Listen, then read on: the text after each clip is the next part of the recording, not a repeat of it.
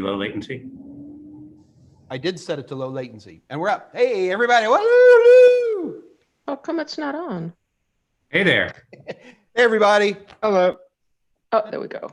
Hey, everybody! This is Mike Meyers giving you his Monday, Wednesday, Friday at 2 o'clock Central Daylight Time. Ask Me Anything live stream. The goal of this live stream is to provide those of us who are isolated by the coronavirus the opportunity to study and concentrating primarily on CompTIA IT fundamentals, A+, Net+, and Security+, but we can always go a little bit outside that, and we always appreciate your tech questions as well. Today's a special day because we've got Elaine Batzer from Essex Tech, who's been kind enough to join us.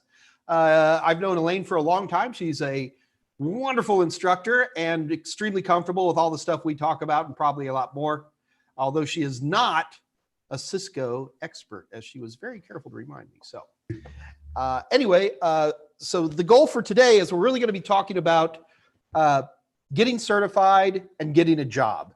And before we dive into this, I just also want you to see that we got Scott Jernigan and Michael Smyer with us. They are under no obligation to stay through the entire live stream, although they probably will. But guys, seriously, if you want to jump in or out, it is completely up to you. Elaine, you're stuck. Just kidding. Okie doke. Let me get back to, so let's see. Hi, folks. Good to see you. Good to, I guess, be seen by all of you. I'm just going to share my screen for a second. Okay, of course, now I have hysterical blindness. Yeah, I'm happy to join Mike here. And what I would like to do is introduce myself by putting this up. So here we go. So this is me. And as you can see, I'm an instructor at Essex Tech. And there's the actual full name of our school. Mike, you might want to screenshot that because I know you struggle with it. So we are actually an agricultural technical school in Mass, about a half hour north of Boston. That's our URL. And that is my personal email and my school email. In case you folks have questions after this, you can feel free to email me either at school or at home. I would say if they're school emails, I would prefer the school email, which I, of course, don't check as much in the summer. So I also have a little photo. Now that's my actual school. I had to share that with you. Yeehaw! Isn't that cool? So we've only been there for 6 years. That might look kind of new. I don't have anything to do with the horse barn or all the ag part of it. It is a free public regional high school. I'm going to stop sharing because that actually is pretty cool. That is cool. So one of the things you got to keep in mind here in the United States is that we have a lot of these technical high schools, and every state has a different name for them. But it's very common to see stuff like agriculture with IT, with baking, with cosmology, cosmetology, astrology. We also have cosmetology, right? We have astronomy too in there somewhere. Astrology. There we go. We'll eventually get it right. So it's actually kind of common, although it is awfully cute that you have a red barn at your school. Isn't that sweet? Well, we have about 40 something of these vocational schools in Massachusetts. And they're, as I said, they're mostly regional, but they are free public high schools. So they're schools of choice for people. The kids have to apply. And by high school in the US, I mean grade 9 through 12. So that's what we consider high school. In the US, that's like age 15 to 18, basically. Yes. Hopefully by the time you're 18, you know, we have kids who, hey, it's the best 7 years of their life is in high school. But yeah, so basically age 15 to 18, or as we would call it, grade 9 through 12. They are, let's see, what else can I tell you? So we are free public high school, and I have notes, I have to go to my notes here. We are a school of choice. So students apply and they would come there as opposed to going to their, say their town high school. Let's see, school of choice. So the way Mass does vocational education, it used to be called vocational education, and now it's called career and tech ed. They rebranded it, or CTE. So you may hear me refer to CTE. Yeah, in Texas we call it CATE. You call it CATE, okay. Yeah. New York State calls it BOCES, which I have no idea what that means, but so CATE must be an acronym for something else. There was a Career move and about, technology education. sure. There was a move in Mass a few years ago to rebrand it because the Voc schools were just kind of a bunch of juvenile delinquents, but now hopefully we have a better class of people. So Hopefully. you know, I mean, the tech schools, I don't care. I've been to tech schools all over the world, and it's usually the same crowd. It's you know, it's okay. It's okay. Come on. Well, I mean, it's what you make it, you know, it's like Absolutely. any school. I mean, it's what you put into it. And yeah, so let's see, we have 25 programs in my school. As you said, there's cosmetology, there's horses, there's goats, there's a automotive Restaurants. shop, restaurants. We have a great restaurant. Got to eat there. That's good. You're not the guy. Oh, we had you in the private dining room. You're not the guy. I had a co-op employer there, and the poor girl waiting on him she spilled Pepsi over his shoulder and all over his phone and all over his lap. I thought she was going to start crying. He is the nicest guy ever. So anyway, it was okay. So what certifications do you guys offer in your IT program? Oh, okay. I'm so glad you asked. So what we do in my program, is information technology services, and there are two of us. So when I say we, there's myself and another teacher. So what we always did, we've changed it up a lot in the past few years.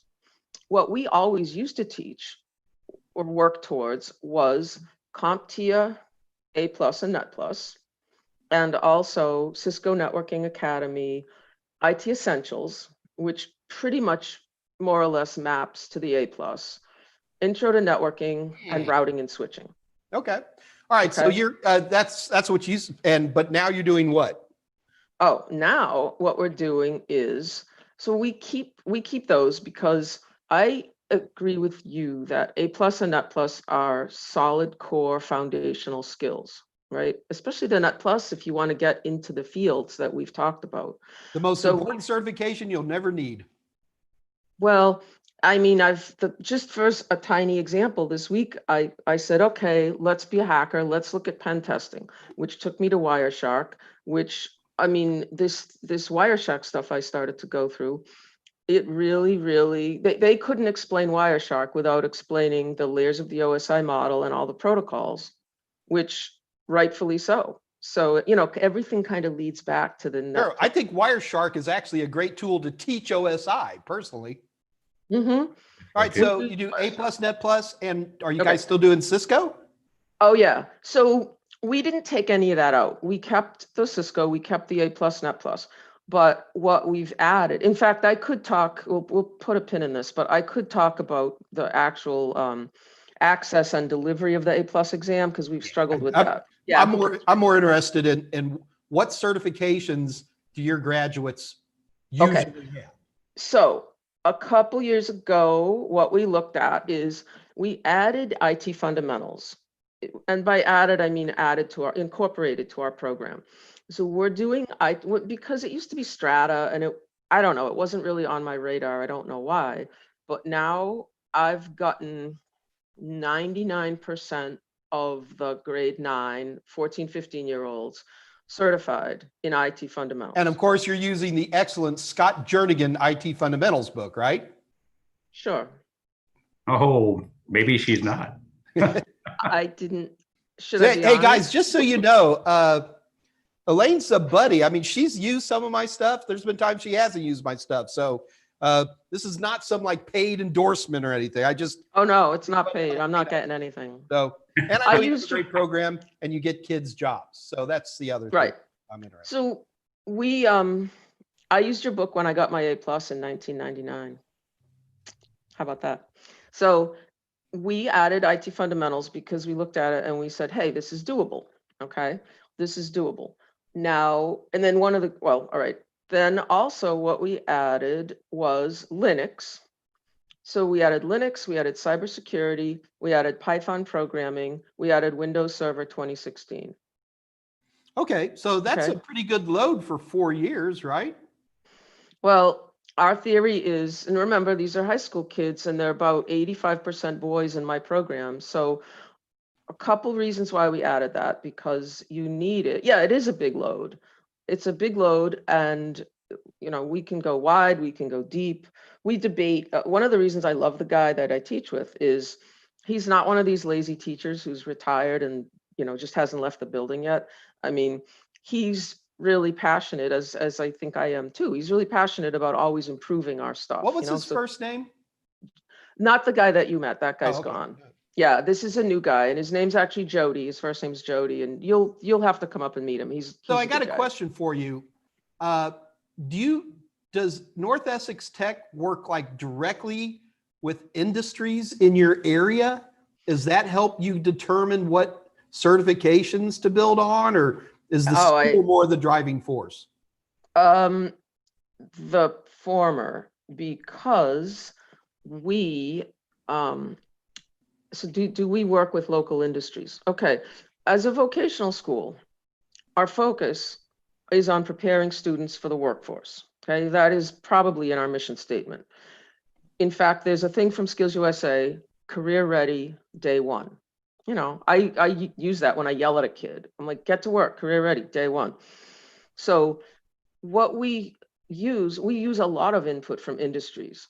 In fact, the success of a program like ours depends on input from industry professionals such as yourselves. So we have, and again, this is how we work, and this is a good way, I think, but it's also legislated in Massachusetts. That vocational schools, every program in every school has what's called a program advisory committee. So we meet twice a year, and it's people from industry. Well, it's parents, it's students. That's just because we have to have them. But it's people from industry, because think about somebody who's been teaching for, I don't know, 30 years, right?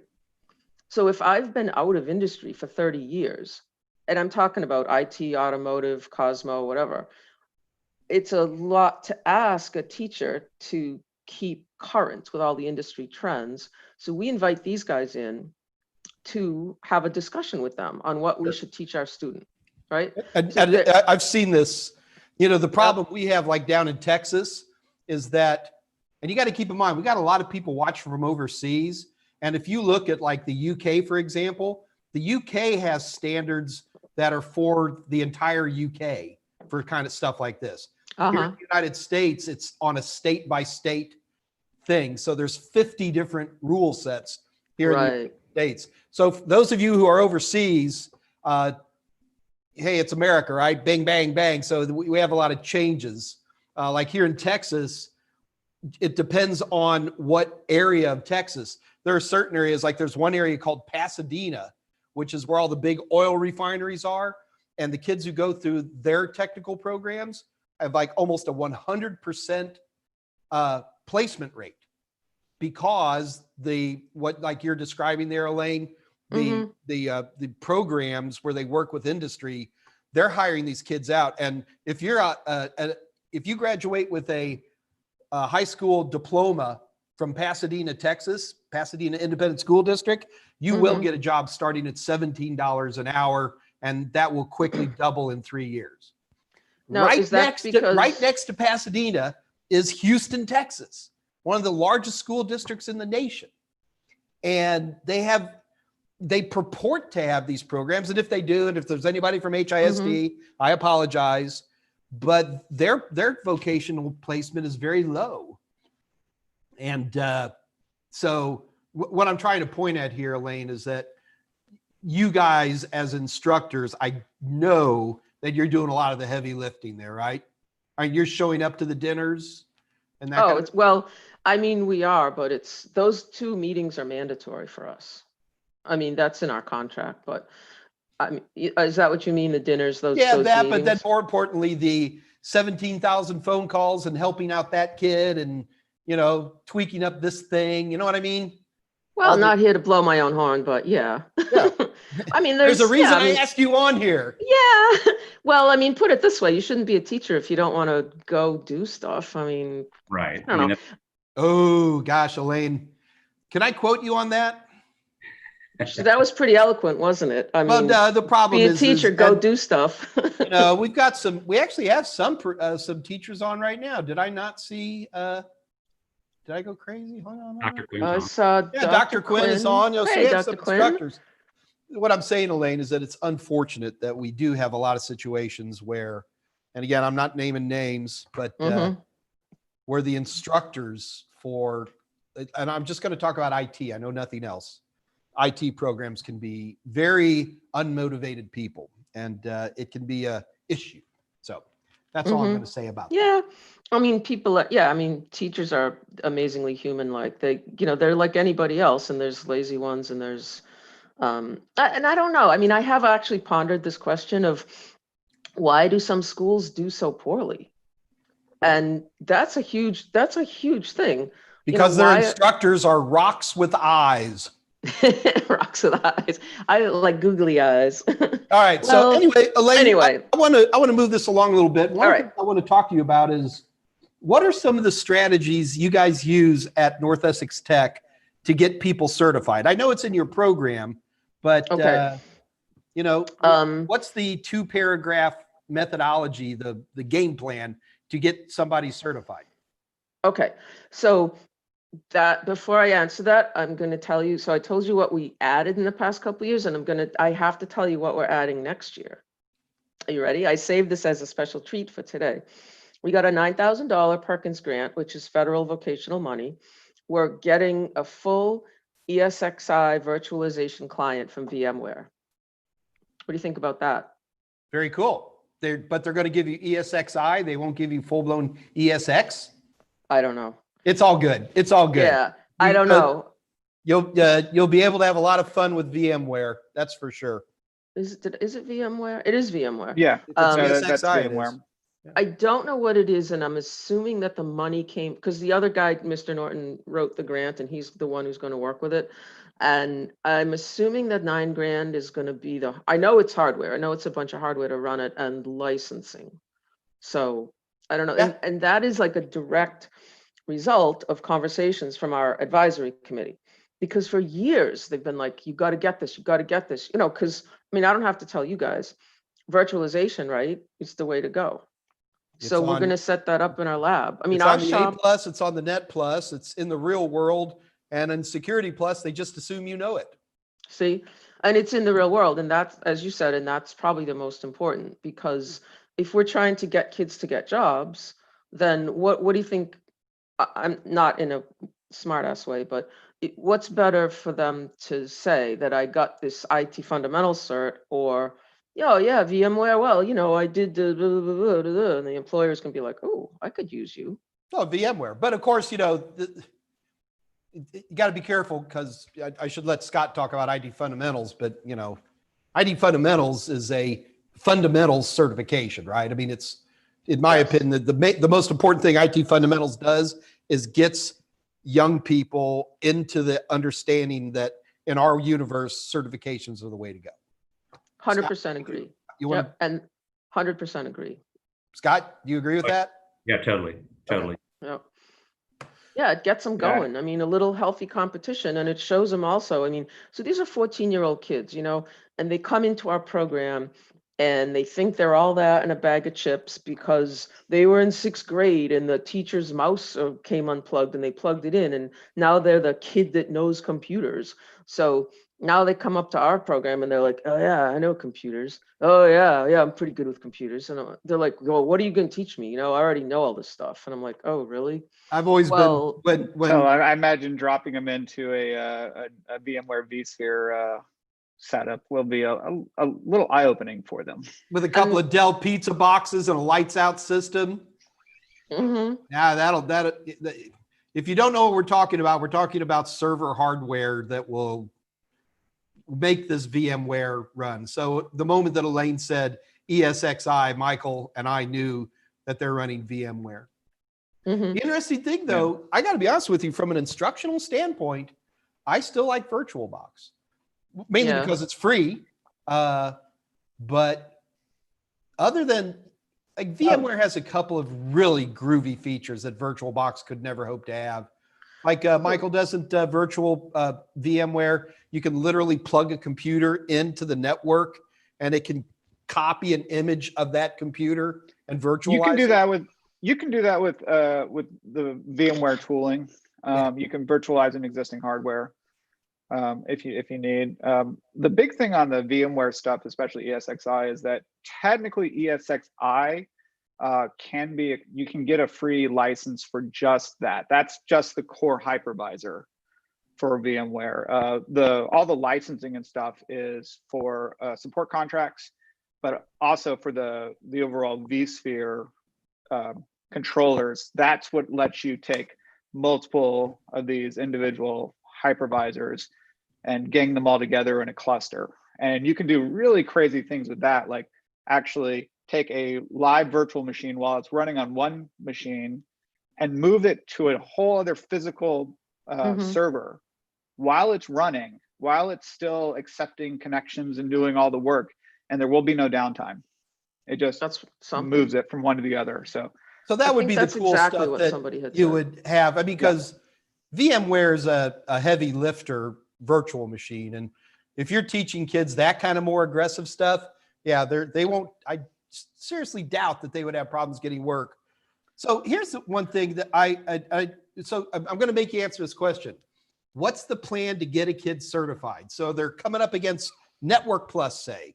What's the strategy to make sure people get certified? Okay, so I think I would rather answer it with regards to getting them through a Cisco cert. Okay. Because the Cisco, like, I'm just going to tell you how it's been for us. Sure.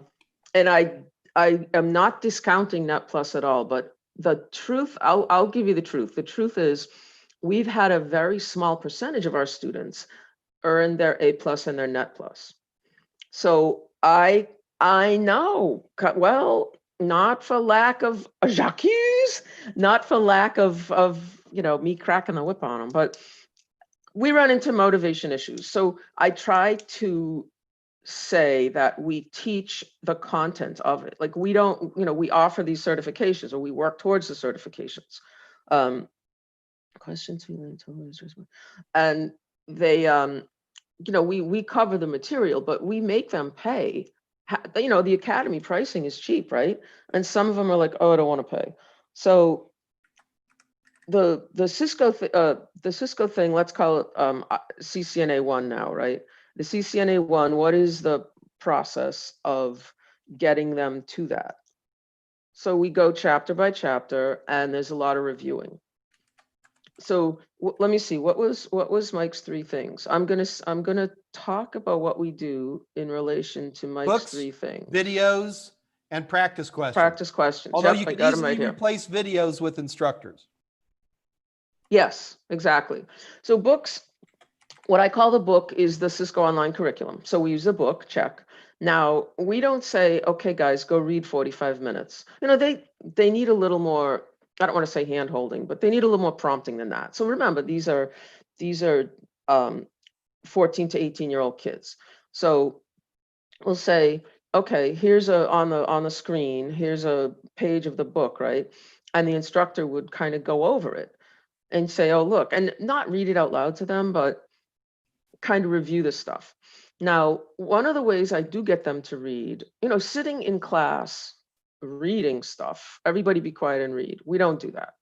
Like, we just don't do that. It's a little more dynamic environment than that.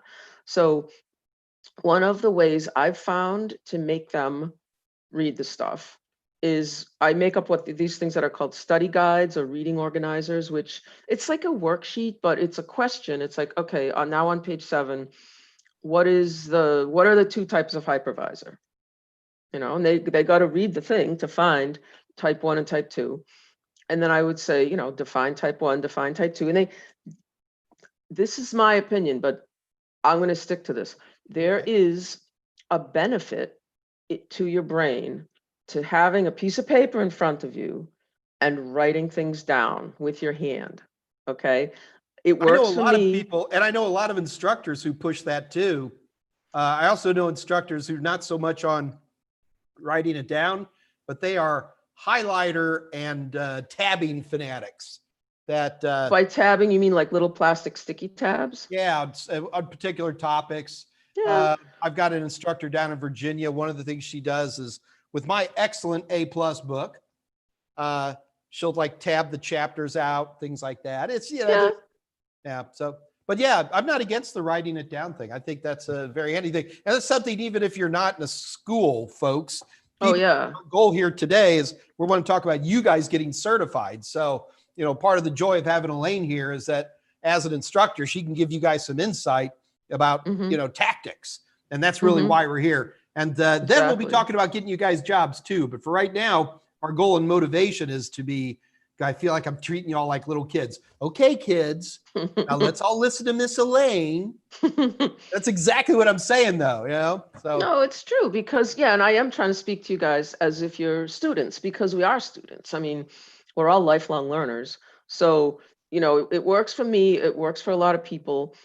It may not work for you, but I don't know. Everything doesn't work for everybody. But I do believe that if you take something and make notes, I mean, when I go through something, when I go through videos, you know, on lynda.com or whatever, I have lined, what's it called? Spiral, no, not spiral, filler paper, right? 3-ring binder Yeah. filler paper.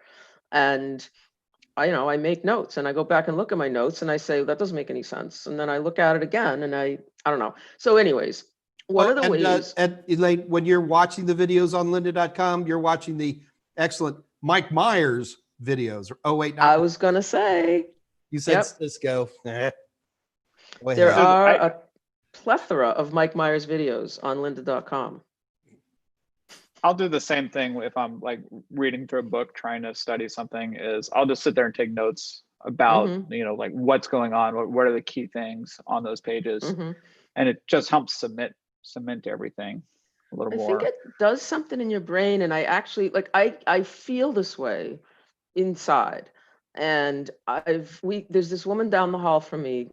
She's a reading specialist. So Mhm. if a kid struggles with reading, it's called like a small group instruction. It's got a small room and it's really cool. It's got all these bookshelves and stuff. And you know, I'll have these great discussions with her. And I'll say, you know, Mara, is this true? She's like, yeah, that's true. It's like it activates a different part of your brain or something like that. Yeah, there's Because something about the physical act of Mhm. the writing, I think, just kind of helps Yeah. cement it a little bit differently. So for me, one of the things that really helps me is when I'm reading a book, I have taught myself to stop humming nursery rhymes in my brain while I'm reading. The Oh, come on. It question, was funny. You guys. it's not why did you stop, it's why did you start in the first place? Yeah. Doesn't everybody hum nursery rhymes in their head constantly while they're awake? Oh, no. That and the Looney Tunes theme song. Okay, Usually guys. doing God. more Renaissance quartets and things.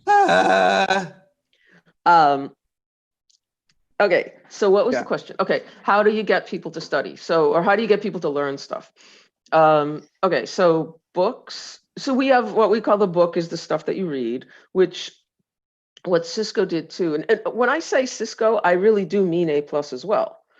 Because if I'm studying IT essentials, if I'm teaching IT essentials, it's actually A+ material, right? And one of the best things that they did, say there's 14 chapters, there's always been 14 modules in the Cisco IT essentials.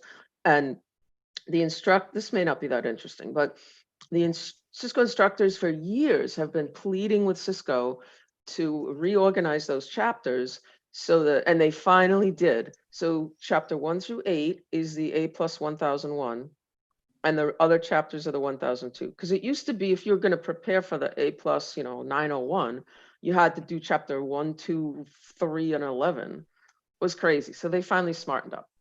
So we read this stuff, and now they have these cute little drag and drop things and multiple choice and interaction things.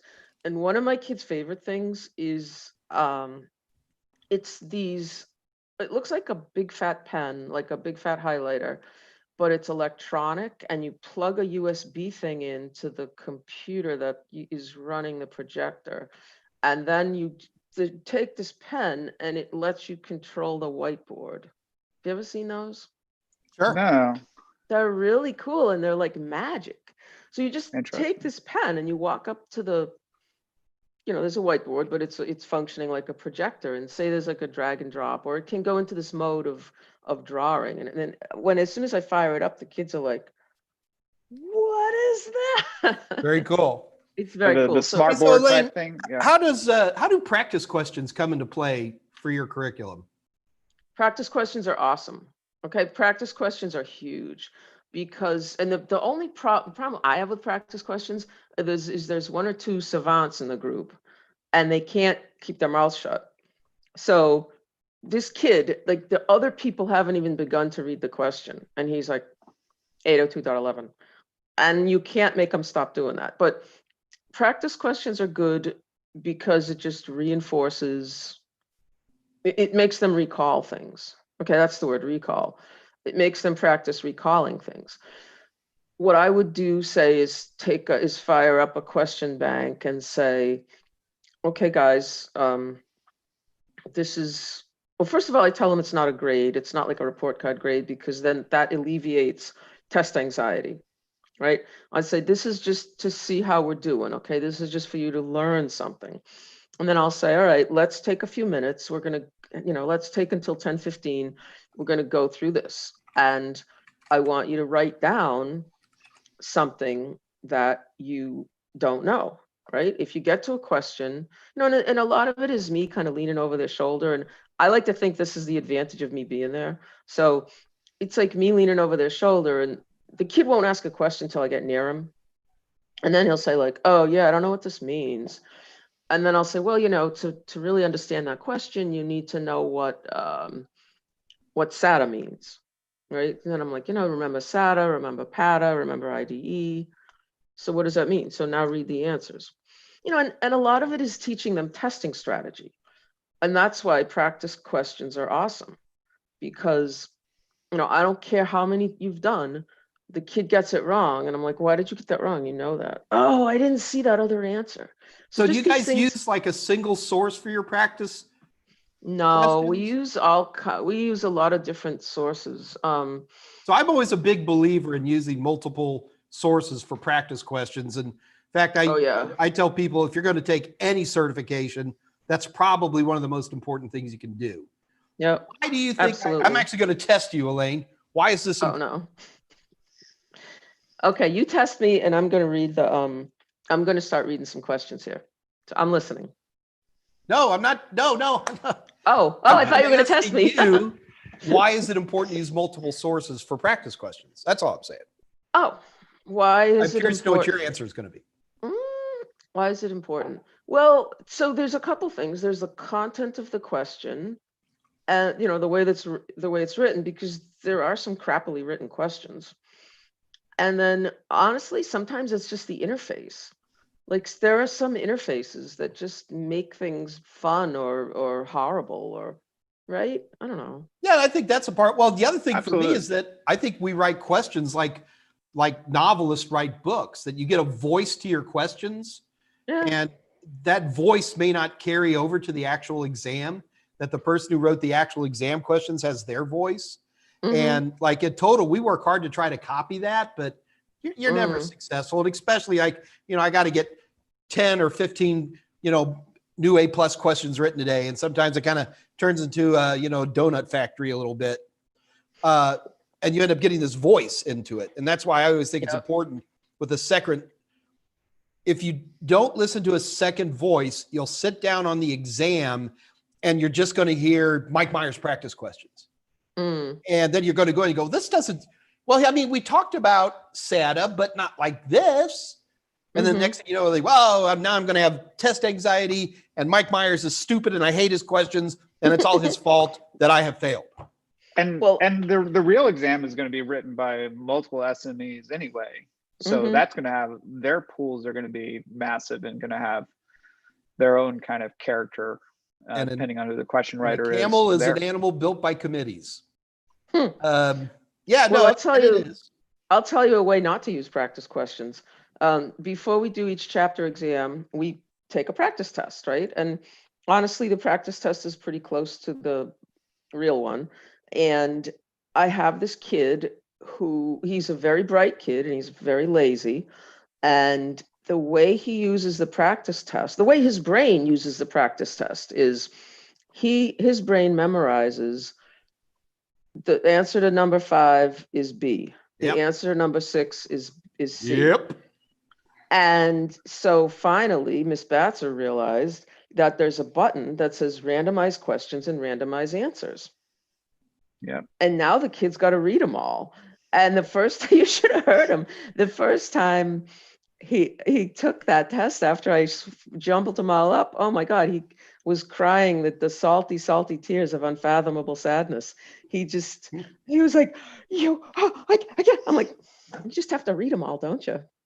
Well, the funny part is, like, I know you guys listening in, because we have the majority of the people here are adult learners. So I'm not saying we all are, but so as an adult listening to what we're saying right now, I'd be like, well, I would never do that. I wouldn't do that. I'm an adult. I know how to read multiple choice questions. The answer is in our experience, we find the same thing even with adult learners. It's not so much. It's that if they'll memorize that, if they say 2 + 5 = 7, that's answer B as in boy.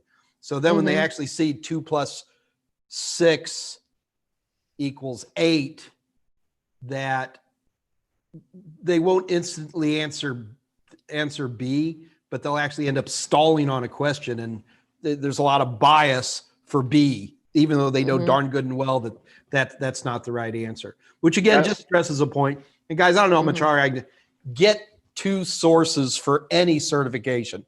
And that's the other beautiful thing, especially when you have connections like this on these Monday, Wednesdays, and Fridays. I mean, I sit here and watch, Alice talking to Andre or whoever's talking to who. You start making these connections, and that's literally, you start making deals. I always did.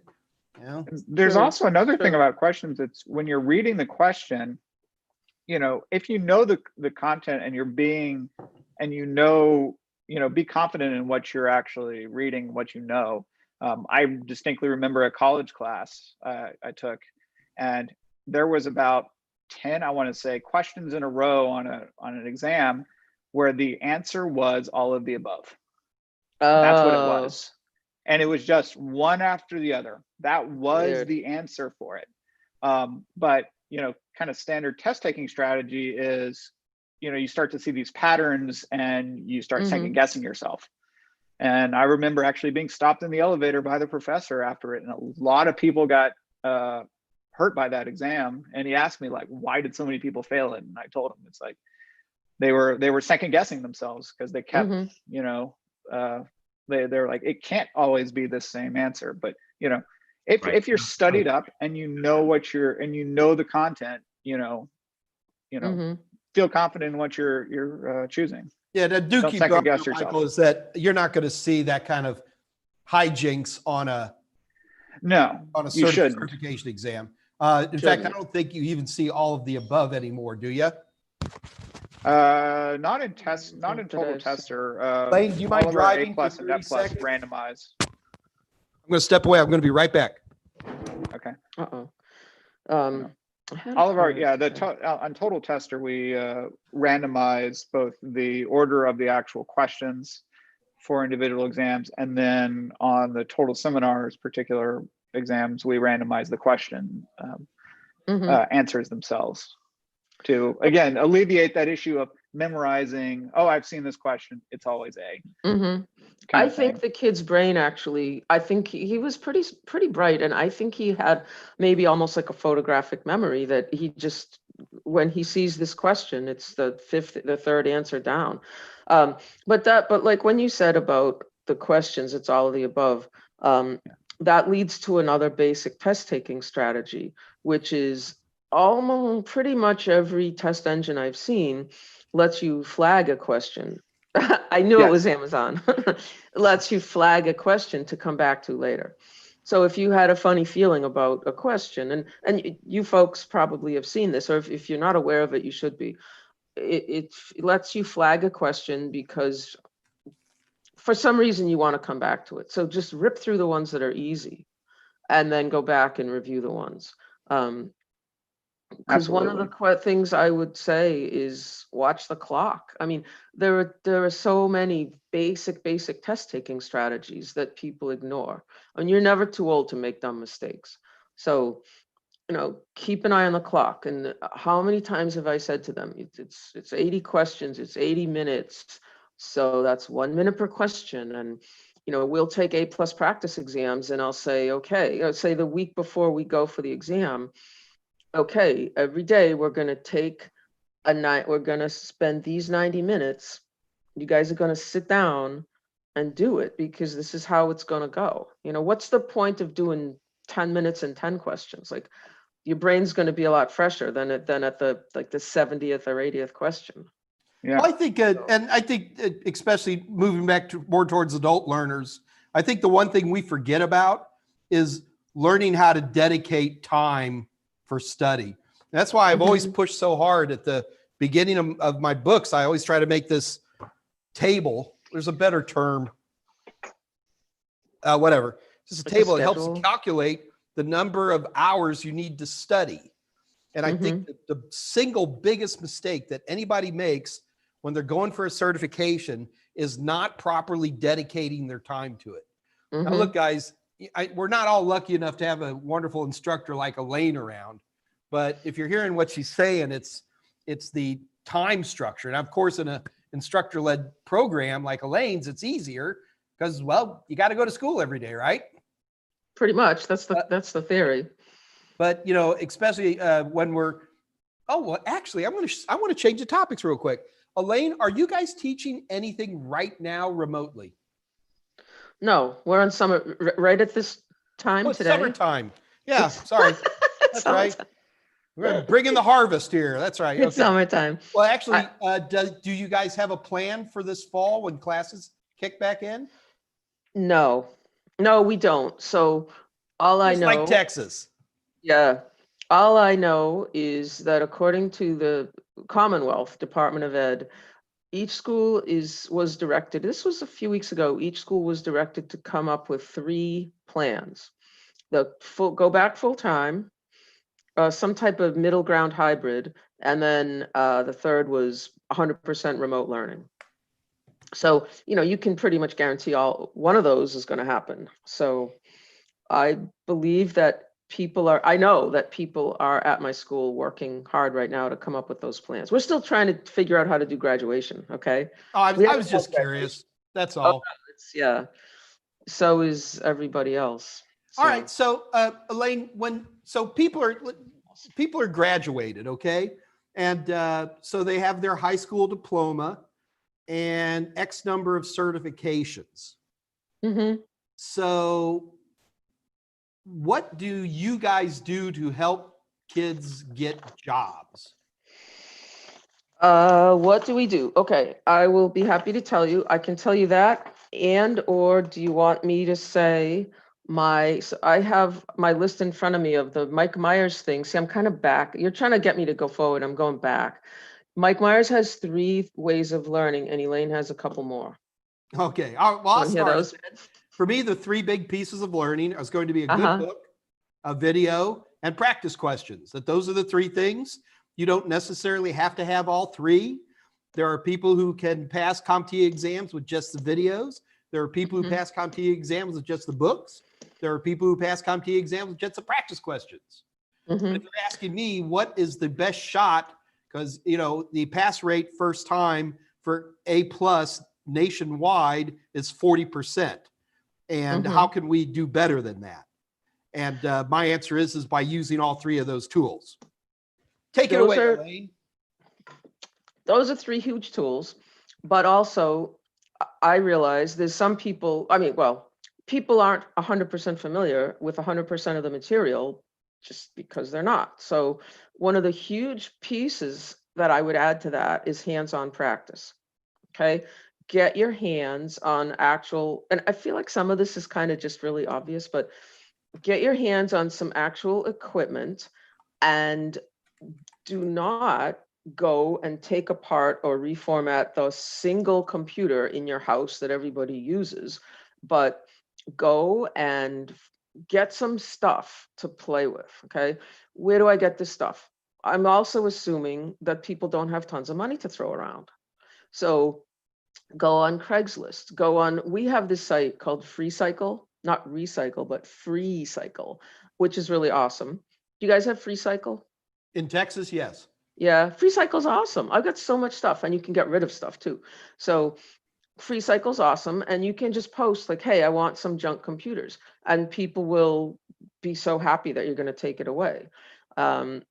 So take it apart, put it back together. You know, I had some printer, it was a piece of junk. I had had it for years, and I think I brought it into school because we were having an electronic get rid of day. And this kid saw it and he's like, oh, can I have that? I said, you can have it on a condition I never see it again. I said, it doesn't work. And you know it doesn't work, and I never want to see it again.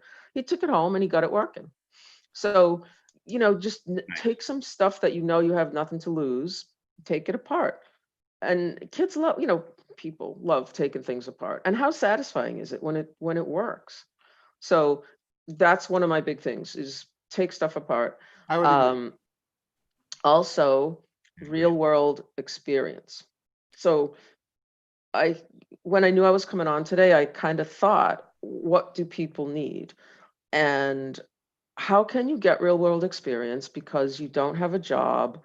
You know, no one's going to hire you. You don't know what you're doing. Well, you need some experience. So here are just some ways I've seen. Your town library is running, and again, I'm not addressing the world in COVID, because let's just pretend we're in the real world, okay? The normal world. The town libraries run these training things for people with computers and cell phones, right? Because people don't know how to use them. So just go volunteer to do that. Or I actually did some stuff for my garden club. They needed, oh my God, they think I'm like a tech genius because I set up this site, Sign Up Genius. They think I'm a genius, like big deal, but they needed help. A kid I know set up a website for his Boy Scout troop. I think charities are always looking for help.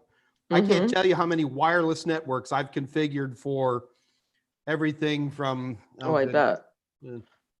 And it's kind of scary because you don't want to do it wrong. All of my charities are very political, either very left or right political, so I'm not going to name any of them.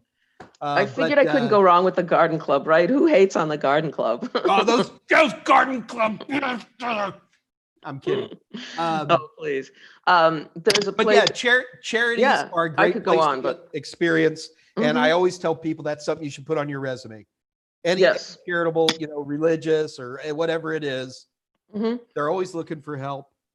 And, you know, yeah, it always frustrates me when I hear people are like, oh, you know, I don't have any experience. Oh, you do have experience. I mean, if you have a passion for this and you've been playing with it for a while, you're doing stuff with technology all the time, you know? Yep. And especially if you're applying for entry-level jobs, they're not expecting 6 years of experience. They're expecting you to say stuff like, I work carefully at home and I work with, you know, different, depends on the job you're looking for. You know, I work with different types of processors, AMD, Intel, you know, work different types of graphic cards, where, you know, I've configured wireless networks, you know, where you're just describing technically what you know non-professionally. Does that make sense? It does. And that's another huge thing is okay, so let's say you're really bright, dedicated, motivated, you just absorb all this technical stuff. You're so good. But can you work with other humans? Like, can you explain things to them? Oh, you're going to go down this one. Okay. Oh, yeah. We focus on that a lot. Because I'm a little Asperger-y, you know, so. Well, yeah, I think so. It's a huge issue in our industry. It's a huge issue. Hey, those are my people. Yeah, those are my people. I mean, we kind of have this joke at school. The freshmen spend the first half of 9th grade going and visiting different programs. Okay, they don't decide until halfway through the year what program they want to go into.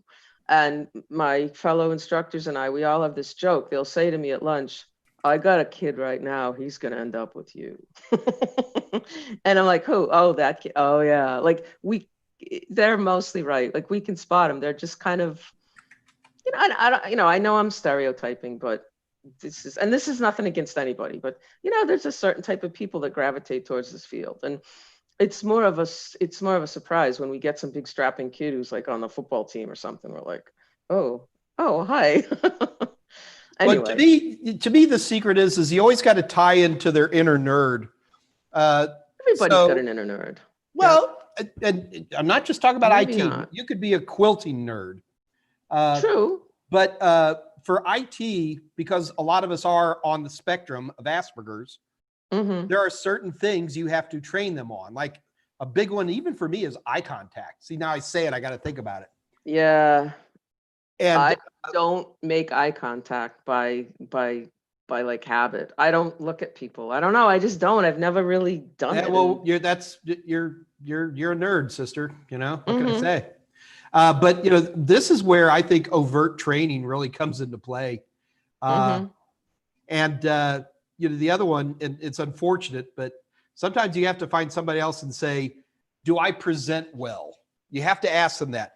No matter how well you think you look, Mhm. you always have to ask somebody else, and preferably not your mom, because your mom loves you to death and she will lie to you. Pick somebody who's a little more neutral and just ask, "Do I Absolutely. present well?" And just be ready for the one-eyed closed wincy truth that might come out of it, because Mhm. Now know. you're talking about presenting in the terms of what kind of a let me start with the basic impression, hygiene. like impression, not as like giving a formal presentation. No, I mean just hygiene, Right. the type of clothes you're wearing, you Mhm. know, your hairstyling or lack thereof. I mean, these are the things that really get good intentioned people in big trouble. Absolutely. Because you know you love technology, and now you know maybe you've gone through school or something, and especially when you're hanging out with a whole bunch of other Aspergery people who are just Mhm. reinforcing bad habits, and then you've got to go out on that first interview, and it's like it's tough. It's Absolutely. always been a big Totally issue agree. in our industry, and the answer is you've got to be brutal with yourself and ask as neutral a third party as you can. Do I present well? And let them say what they're going to say. Yep. Trust me, I did it Absolutely. with Scott Jernigan. He talked to me for 3 hours. When you hired him. No, this is after he was willing to listen to me. See, I got this shirt because Scott said I looked beautiful in it. That's absolutely untrue. Took the words right out of my mouth. I have other shirts that Scott Jernigan will like yell at me if I put them on. But that is a big deal, and so just something to watch out for. And your school does develop some of that too, right? Do you do the? Oh, we spend, yeah, since you went there, I'll go there. I mean, we spend a ton of time on that. I guess I would put it under the umbrella of professionalism, okay? Because everything can be under professionalism. So, you know, what I tell the kids, I'm like, you know, do this, because you know why? You know why that matters? Because everything matters. Like I yell that at them all the time. Everything matters because you never know what's going to matter and what doesn't. So, you know, as you said, people are gonna judge people when they go to interview, and a lot of it is just this unspoken, I don't know, like your body language. Yeah, and I mean, if you an just kind interview of is come by in, definition a judgment, right? That's what an absolutely, interview is. yep, And you're looking for little edges, especially on entry level jobs where you know you might be having one of these cattle call situations. yep, And absolutely, you yeah. know, And if you, follow-up phone calls and little things like that can end up being the huge difference between, you know, yep, we have this blow-off culture these days. I don't want to start turning no, a I boomer here, mean, no, you're right, because but you want every edge that you can get, and this is why everything matters, and this is why I'm looking at this list of stuff I wrote down. Your handshake, your verbal and written communication, your eye contact, because you know when you're speaking with these people, I mean, if you think they're hiring you based on your technical skills that you put on your resume, it's good that you know those words, but it's like a date. I mean, it's like a blind date, and they're checking you out to see if they can work with you all day, every day, right? yeah, that's Are definitely a big you part of it. right? Are you obnoxious? Are you, I don't know, even if you have body odor, or I don't know, maybe that's not such a problem with Zoom, but yeah, just what kind of eye contact, what kind of handshake? I mean, we practice handshakes Good. because people have like Good. the dead clam handshake. And I'm like, no. You know, and you say like, you know, don't give them the crush, all right? You're shaking a woman's hand, don't put the crush on her. And just all these crazy things are just, oh, Mr. Myers is here. Why don't you go downstairs and get him? Don't forget to shake his hand. So, you know, we emphasize that a lot. Good. let me see, handshakes, dressing, how you dress. I'm a little annoyed that we used to, we now have school uniforms. It's like a dress code. They have to wear these polo shirts. It's just, don't get me started. But the only reason I'm annoyed by it is we used to have this thing, Professional Friday, that the kids would give oral presentations. This is huge with us, okay? So when you're in IT, you have to explain technical things to non-technical people, okay? This is a huge part of your job. It's not enough that you know it. You have to explain these things to people in words they can understand. And so everybody would have a topic and they would work on it, and they would have to come in dressed in a shirt and tie and not shorts and not sneakers and not a shirt and tie, maybe a collared shirt. So a polo would be okay. Sure. Yeah. And equivalent for women. That's all I would say, equivalent for women. And then they would have to get up and give this presentation, and it was timed, and there was a rubric, and it had to have pictures in it. And we were, I don't want to say strict, but this goes back to what you said about accepting criticism, about asking for criticism and accepting criticism, because I'm actually really proud of this in our program, that we pretty much early on when they come in, we get them to the point that they can give and accept constructive criticism.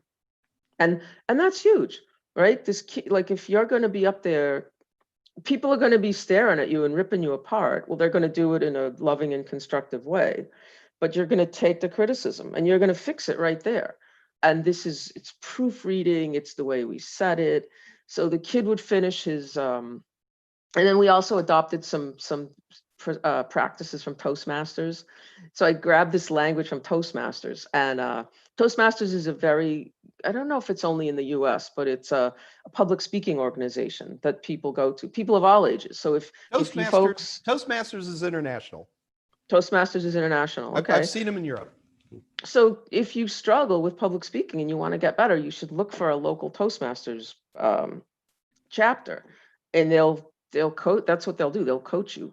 So and you'll have table topics, and they run these little meetings and stuff. I don't know what they do these days, but no, the kid would finish, and then he couldn't run back to his seat. He had to stand there, and then he had to say, "Any questions? Does anyone have any questions?" And if nobody asked questions, I'd always make somebody ask questions. So they'd say, "Could you go back to slide 2, please? What exactly did you mean by that?" And the wrong answer is, "I don't know. I copied it and pasted it. I don't know what it means." Because one of our big things, I can stop talking about this if you want, but this was a big thing. And what we even did is we had some co-op people come in. We had industry people come in, and this was with, say, 15-year-old kids. And there was a very gratifying level of anxiety around those presentations. Like they took them seriously. So they did great. Anyway, I feel strongly, and I'd love your input on this, that you need to be able to master a topic and present it. And you can't understand it to present it you can't present it unless you know it. Yeah. And in a lot of interviews you're seeing, even for entry-level jobs, there's little like performance-based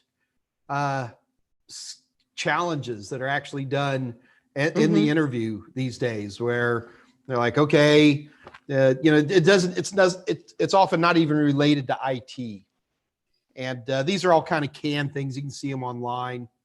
And all right, so, put these pieces together, or here, Janet and Bill are saying this. What do you say back, and stuff like that? Absolutely.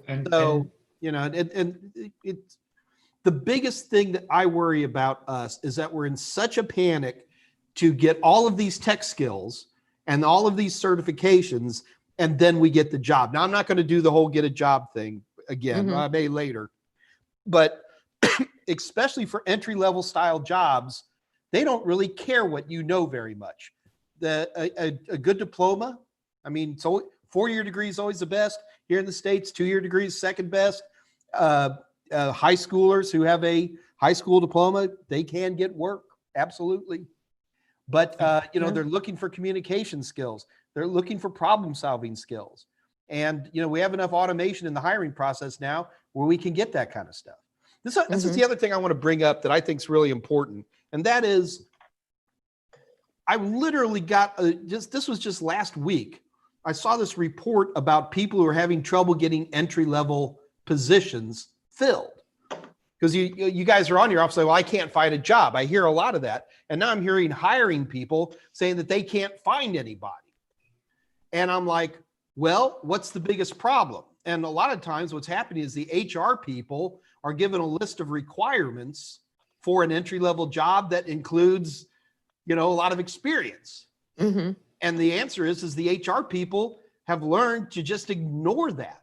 The problem we have is that those job offers still go out on what resource you're looking at. And there are so many entry-level people, and like, oh, I need 3 years of experience running Windows 10, or, I need 17 years of experience with 802.11ac. And 802.11ac hasn't been out for that long. There was a discussion, there was a thread on Hacker News the other day about IBM asking for people with 12 years experience in Kubernetes. It's been out for 6. Yeah. Well, the bottom line is, and it's not even just entry level stuff. I've said this once before, and that is, find the job you want and you go for the job. Just go for the job.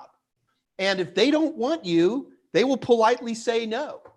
Mm-hmm. And, my favorite analogy is, like, I was that kid in high school who would just ask any girl out on a date. You know what I mean? And all my buddies are like, oh man, she's way too good for you. And da-da-da. I'm like, I'm going to let her decide. You know what I mean? Yeah. And I went out and I had a lot of great dates in high school. And I think there's a parallel to this for your first job, is don't let the job judge you, or don't let it judge you in your head. You know what I mean? If you see a job you like, yeah, maybe you don't have all the criteria, but if you feel in your soul you could do well at this job, apply. Get that interview, man. If you can get that interview, and then you can show them your passion, your interpersonal skills, the fact you dress well and present well. That was the other thing, that same article. I need to find this for you, Elaine. I think you'd love it. And they said the other thing, what's the single most important thing when you're looking for somebody for a job slot? And it wasn't expertise. It was, do we think that this person will work well in our culture? That was the number one thing. That they'll take somebody with less expertise who they feel would work well in their culture. Mm-hmm. Well, it's because we're nerds. And it's like, well, I have to have this and this certification and da-da-da-da-da, and then I'll get a job. No, that's crap. Get out there and be gutsy. To me, that's the biggest thing. So I'm going to quit pontificating. Do you find, Elaine, at Essex, that it is sometimes a challenge to get students to move from student mode into get a job mode? Yes. Oh, you want me to talk more about that? I'm kidding. Yes. It's a yes and a question. What slows them from down? student mode? Okay. What are the one or two things that slow them down? Okay, to move from student mode to job mode. Well, I don't want to go off on a big thing about kids today, but they. You know how good you got it. So I read, one of my favorite magazines is The Atlantic. Now it's The Atlantic, formerly The Atlantic Monthly. The average age when kids get their license has increased by 3 years. So it's an expensive world we live in. Yeah, I'm not going to go into this whole thing of, lazy kids, but they're going to start attacking you on the live chat if you do. So much I could say. Well, I mean, what I say to the kids is, high school's a weird time. Let's just, all right, I'm not going to talk about high school. Let's talk. Wait, but you did ask about what is the challenge? Okay, I'm thinking. Because whether they're an adult shifting jobs, trying to move in IT, or if they're an 18-year-old who's graduating, I don't think that that's a very different leap. There's still a resume to be made. There's still the job search to be made, right? True. Yeah. And I think with high school kids, they're just completely ignorant of a lot of these things. They're just completely ignorant of, like, they've never heard. And you guys know, I mean, ignorant, it's like I'm not aware of it, right? No, I don't mean ignorant. I mean, I'm not aware of it. They have never, ever heard of the concept of a cover letter. Okay. They Yeah, may well, have, That's your job. In fact, that's the one thing that I get frustrated about because I teach the pure certification, right? I almost right. feel like I ought to write another book that's called How Resumes to Get a for Job, Dummies. You Nerd. You know what I mean? Yeah. That would You be should write a covering a lot of book. these topics because, and Yeah. again, Elaine, well, you've sat in on a lot of these AMAs and you see all these folks who are typing in and they're going, okay, so I'm going to get the A+ and the Net Plus and the Security Plus, and which one will help me get a job? And it's like, Yeah, it's only one I was hoping they're component. listening today because Yep. certifications just put your name at the top of a stack. That's all they do. Mhm. Yeah, Yeah, it's only one component. You're mentioning about like teaching the kids how to build up a resume and interview process and cover letters and things. It reminds Absolutely. me of when I went to, I got my degree in management information systems, which was at the business school. And so our experience by senior year was we're going to job fairs all the time.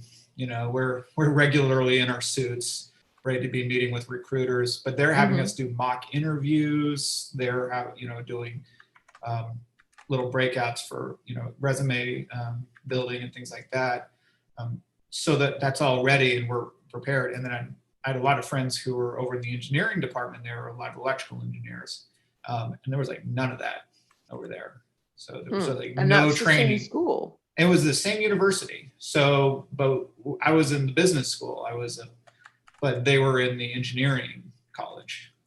So even though it was the same overarching university. Yeah. Do you think it might be because the engineers didn't have any trouble finding jobs? Or, I mean, that's really no excuse. I don't know. Everyone seemed to be able to place out of the university at the end. But I definitely remember having that training for those particular elements of the whole job hunting thing was quite helpful compared to, I remember like a few of my friends were a bit more frustrated at the process. Sure. Yeah. And also, so as far as resumes and cover letters, my school, there's a school-wide effort to, it's more than an effort. There's a school, it's like an institutionalized class that they take or something. And I don't know, how to work on your resume or something like that. But I'm going to say the resumes that Mr. Norton and I have those kids produce are light years better than, they're better. They're just better. I think he and I do a better job than, I don't know. Well, I'll say, okay, this woman, she's gone. She used to have the kids start making resumes in this Word template, which was, it was this horrible, I don't know, they look like crap, and I think our resumes look great. And well, show me a resume. I'd love to. I want to see a resume. Show us your stuff here. So we've got a couple of viewers who are actually curious about making good resumes. So I never Ruben Ramaligam. Yeah, man. What happened to Smith? Ruben's actually got some questions. He's curious about resumes and cover letters, our biggest challenges for him. So here, this is for you, Ruben. Elaine actually helps her students, and now she's going to help you.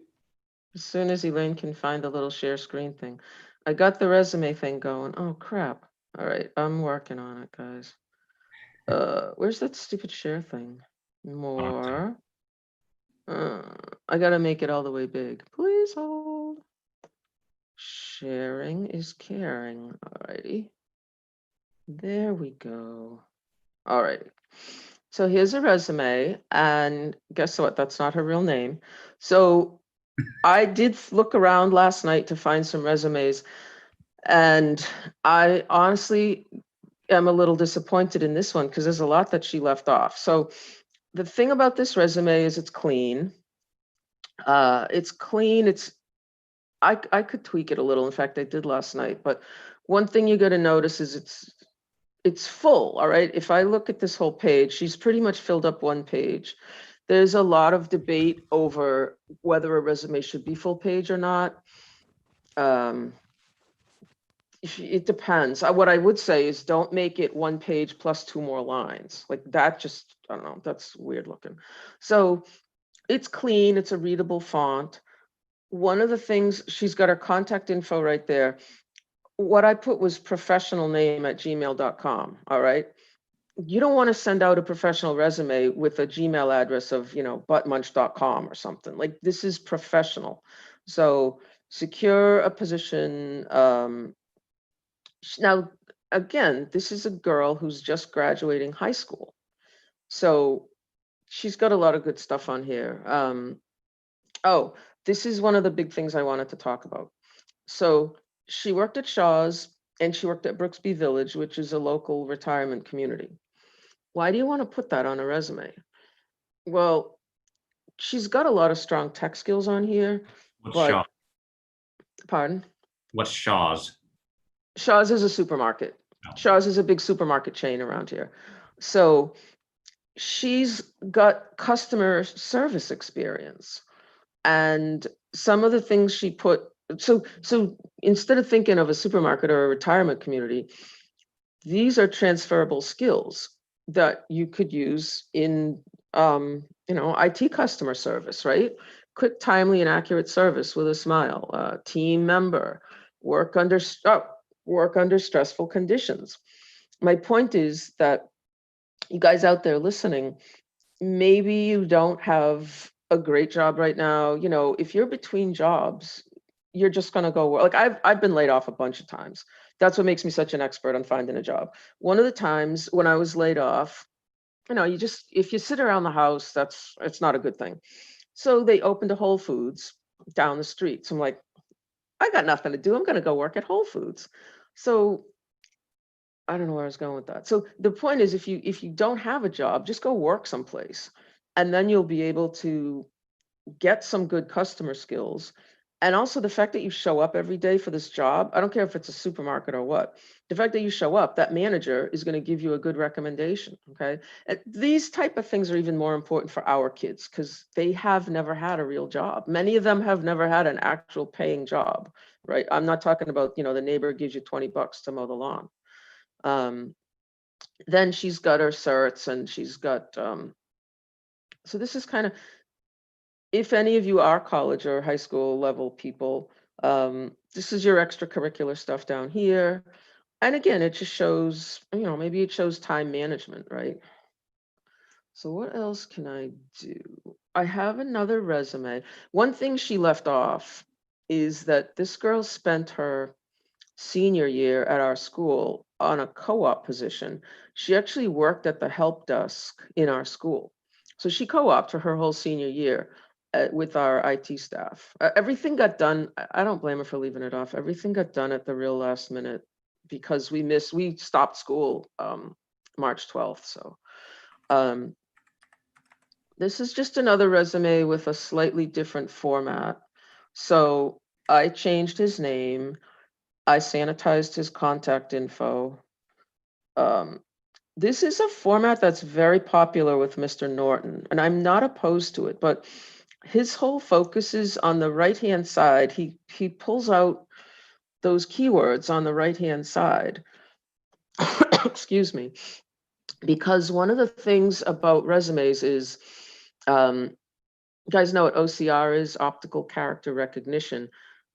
When there's a huge response to a job posting, they'll just shoot all the resumes through an OCR device and it'll just suck up, it's just searching for keywords. So his contention is that pulling all these words out like that, pulling them out of the sentence, it's like, we've got a sentence here that says programming gets lost, but right there, boom, Python programming. So that stuff's going to jump out, I believe, to an OC, or it also jumps out to the human eye, right? People are just ripping through hundreds of resumes. Oh, look at that. I pulled all the bullets out right there. This Hey, kid's Elaine? is, yes, sir. So we've had a couple of people ask to see your email again. I was wondering, sure. Would you be willing to bring that up one more time? Yep. Yeah, you talk and I'll go find that. I mean, I completely agree with what you have there. To me, the important thing, and I just got to keep stressing this over and over and over again. All I hear from the people who are hiring is that they can't find help. And Agreed. even here with the COVID virus and all that, there's all kinds of remote jobs that are out there. Just go to Amazon.com and don't go for toys. Go down, find their corporate site, find their HR department. You'll see these listings. These aren't hard things to find. I'm not saying they're great jobs, but that, you know, they'll get some income coming in. But anyway, hey, Elaine, can you go and throw your contact information back up, please? Another thing I would say is you have to cast a wide net, right? Because stuff comes from everywhere. So yeah, it's you know, you want to work at Amazon, go to their site. What are we looking at today? I haven't seen Monster as much. I've seen Indeed, I've seen Glassdoor. I don't know about Dice. Dice was always a big one for tech. I'm not sure, but they what was I just gonna say? Okay, so another approach, another tactic would be, okay, you're on these sites and you're looking for a job. Who's hiring? Well, you and every other joker is seeing these postings. So another thing you can do, if you're not, well, you can say, where do I want to work and what do I want to do? I unhid So you. that's fine. Where do I want to work? All right, here's where I live. I don't feel like moving. Oh, you know, there's a company, there's a hospital down the street. Okay. So what companies are within, I don't know, 20 minutes of where you live? There's a hospital, there's some, I'll tell you what's half a mile from me is this place called EBSCO. You guys ever hear of EBSCO? They're like this international, worldwide electronic publishing. If you ever go to a library website and look at the electronic versions of magazines, they come from EBSCO, okay? Sounds like a place that would use technology people. So just write a letter to EBSCO or write a letter to the hospital that's 2 miles away from you and say, and just send them your resume and say, hey, I'm looking for a job. You guys need anybody? And you may not hear back and you may have to call again, but and if you're a student, just say, hey, you guys looking for a co-op? You're looking for an intern? You're looking for a summer intern? So you just, one of the problems that we run into is kids just want to send a resume out and then just sit there and wait because, well, they're going to call me. What do you want me to do? I applied for the job. What do you want me to do? Like, they don't understand that you have to send out so many, and it takes a long time, right? It's a lot of work. So that's one of the things you could do is just look around and apply to places, because like I said to a kid, no one ever listens to me. I said to this kid, What? she was a sweet, I said, you know what you should do? You live in Peabody. We have this world-class museum called the Peabody Essex Museum. And she was in our program, but she was very artistic. Oh, she was the cutest little kid. And I said, why don't you go to the Peabody Essex Museum and ask them if they use technology? That's genius. So I don't know what she Gee, did. have we ever heard anybody else say that on this channel before? No. Like, everybody uses tech, right? Or, you know, these kids today, they're into the sports, they're into the music. Well, why don't you go do the technology at, well, we have Gillette Stadium, or, you know, you guys got some big stadium. Go do tech at the stadium. You know, so just think outside the box. Yeah, literally. And that's the other thing, especially like adults who are going to look for new jobs. You know, one of the first things I tell them is like, they're like, well, I don't want to compete with the 18-year-olds. I go, you don't have to. You got 20 years, you got 15 years of experience doing X, Y, Z. Just go right back to that, except do the IT part of it. I wouldn't worry about competing with the 18-year-olds because they don't even know what they don't know. So if you didn't hear that from me, but if you guys don't worry about competing with 18-year-olds because they don't know enough to know that they don't know things. I mean, and if you're 18 years old, don't panic about competing with the old geezers. Yeah. They'll put us in totally different places. Maybe it can be hard to find a job, but you only need one job. Okay. You really only need one job. Don't like just take advantage of every possible opportunity. I'll tell you how I got into teaching. I always thought it sounded like the worst job ever. I feel now it's the best job ever. Okay. I'm I really, agree. really, really glad I do this, but it never, ever, ever was on my radar. I was laid off a bunch of times, and I done like say that maybe 25 years ago, I started kayaking, right? So I got laid off in June. And my first thought was, oh, I got the summer off. Like, this is so awesome. So I called one of my friends, and he was retired. And I'm like, his wife answered, and I say, is Howie home? I said, let's go paddle somewhere. And she said, how come you're not at work? And I said, I got laid off. Is Howie home? And she was a guidance counselor at a local high school. So she's like, oh, that's awful. I said, no, it's not. So yeah, I hated that job. So anyways, I went to work for her school. She said, we just got rid of our IT guy. He was horrible. Our IT teacher, he was horrible. So that's how I got into teaching, but I'm really happy I did. Well, and I see that all the time.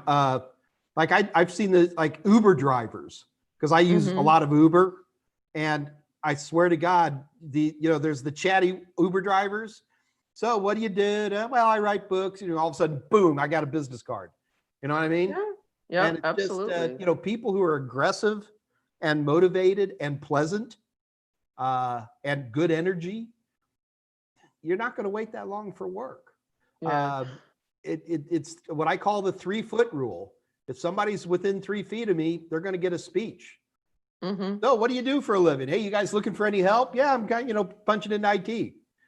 Just say that enough times. I mean, some of the greatest jobs I ever had was in an airport bar, and a lot of bars for some reason. But anyway, the more important issue is that I'm talking to people all the time. Yeah. And it works out really well. That 3-foot speech changes a little bit right now, right? It's more like back up 3 6-foot more feet speech. and then let's talk. Exactly. Or also we call that an elevator pitch, right? Like you just sit next to somebody on the bus or whatever and say, what do you do? What do you do for work? Well, I work at Whole Foods, but I really want to get into IT, or I want to, and well, I was going to say it's not enough now to say IT. You might want to say cyber, I don't know. But yeah, just be ready. Well, it's actually kind of interesting, just so you know, next week, we're going to have my buddy Jessica Dickerson on. And Jessica has worked for a number of security organizations, IT security, that actually hire entry-level techs. And right now she's with a different firm. She doesn't want me to name any names, so I won't. Let's just say if I said it, you'd all recognize it. And she's going to be on next week talking about, not from our side, Elaine, but more from her side, and the challenges that they run into. And this is straight up IT security. And I think it'll be interesting. We'll see. I'd almost I was going to say, Elaine, would you be on? But I'm going to let, it'll be Jessica's show. So I'm going to let her, have the glory. But Sure. It would be interesting. As a matter of fact, Elaine, I'm going to just straight up ask if you could tune in when Jessica's talking about the hiring side of this. Do you know which day it is? I'm pretty sure it's going to be next Wednesday, so a week from today. And Jessica's been a project manager for all kinds of different products. And she works for a very, very large company right now, but she's worked for some wonderful security companies. Like, a lot of times when you're setting up your, you get on Amazon and you set up your cloud account so you can set up your virtual machines, your IaaS, and you set up a web server, right?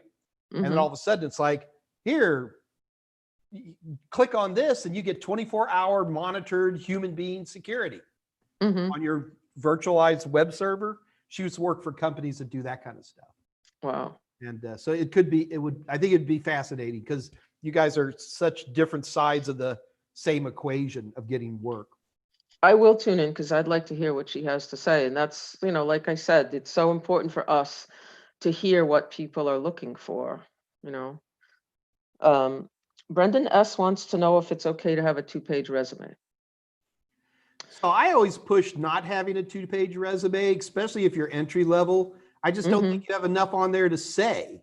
Right. And and I think you and I are going to disagree. I'm not a big fan of cover letters. Can you tell me why you think cover letters are good? No, I mean, I honestly because we require it. Why do we require it? I mean, we make them because we require it. Why are cover letters good? Well, a lot of things they regurgitate. I don't know, to be honest. They That's all right. regurgitate. It's okay. I think a lot of people would have the same answer, Elaine. I don't think that's uncommon. It's the way it's always been done. I just feel that today I mean, unless you're talking about an executive level or a managerial level position or something that's highly specialized. Right. I think a one-pager is fine. That's my opinion. A one-page resume. Yeah. Yeah. I mean, it's guys keep in mind, I've hired lots of people. I've looked at zillions of resumes. So, well, would you think less of them if they gave you a resume and no cover letter? Not for an entry-level job. No, I wouldn't. Most of the time I've got this stack of resumes and I'm just trying to pull the staples out of them. You know what I mean? Right. So, well, and everything these days is you apply online, right? So you're going to go on the website. We get a lot of paper resumes still, but Do we really? do apply online too. We have Good to people at know. the office who kind of help sort that a little bit. So yeah, sounds like a good job. actually, Scott Jernigan's done quite a bit of hiring too. And sounds satisfying. So Scott, are you still running into paper resumes as much as you used to? No, I'm because I'm a paper person. I tend to print all the electronic ones that come into me, just so that I can look at them and Annotate them. What can I say? Put them in the right pile. Yeah. Murder trees. I use recycled paper. It's okay. But and most of course, I'm hiring writers and editors and sometimes instructors, but I'm looking for the writing skills. So for people to not send me a cover letter with their resume means I don't get that first shot at looking at what skills they have. If they look good on paper, even without a cover letter, then the next follow-up is show me your writing. Show me your writing sample. Kind of. So there's going to be that piece. But if somebody sends me a bad cover letter, I don't even have to make that call. So right. Yeah, that is a good question. Why cover letters? Well, I would say too, when you find a job posting, well, the cover letter would be helpful if you're just doing like a cold call. If you're just saying, hey, please find my resume and close, right? Somebody out of the blue. Right. And then if you're looking on, I don't know, Indeed.com, you have to look at what they're asking. Like if they're asking for a cover letter, I would submit one. They might say resume and 3 references or whatever they're asking for. That's what I would submit. Let me show you. I want to show you guys a resume I like. I would say we have them do cover letters because they need to learn writing. I mean, you always need to learn writing. So it's one more, and there's not a lot of writing in shop. So that's a resume. That? Yeah, I can. So to me, this profile part, that's to me, that's the cover letter, right? Where they're just trying to get some quick overview statement. Can you make it bigger? No. But see, that's a nice layout. Like the whole page, it's a nice, clean layout. I'm not a super huge fan of like the skills with the bar. But it's a big thing lately. I'm not against the idea of having these skills. I'm going to ignore the bar, but I'm going to be curious what they're going to be putting down here, because this is the opportunity to show those softer skills. Which I agree, that's a big thing these days, and I would do. So you're rating yourself. Yeah, I don't know.